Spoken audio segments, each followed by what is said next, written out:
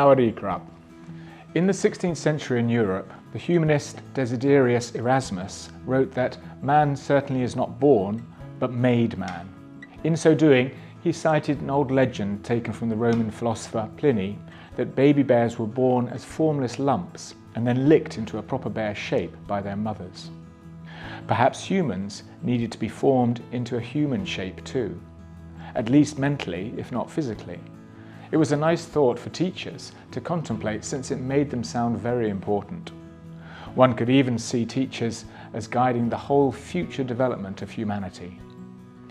If each generation had a better education than the one before, and then produced new teachers in their turn, the result was that great European Enlightenment goal, progress. This prospect and the casting of an education as a great source of humanist hope really took off in the 18th and 19th centuries, especially in German-speaking countries.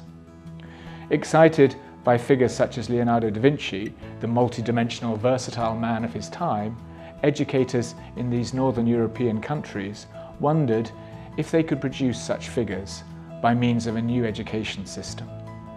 It should be an education aimed at many-sidedness, or what was called complete human harmony, rather than on the narrow business of inculcating skills.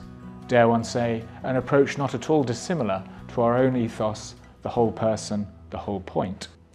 The first person to actually have a chance to put this into practice on a large scale was Wilhelm von Humboldt, a man to whom the Prussian government entrusted the job in 1809 of redesigning their entire educational system for a new era.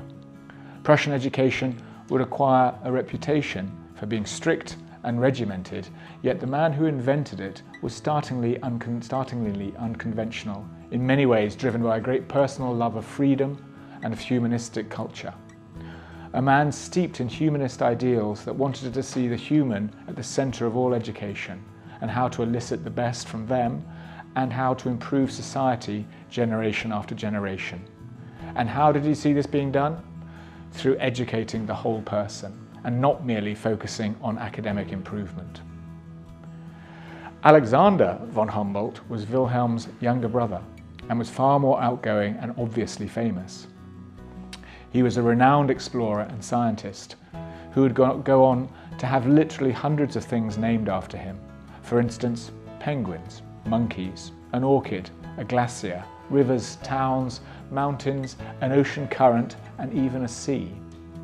Wilhelm was much less glamorous and more studious, but things would be named after him too. It is just that they were schools and universities.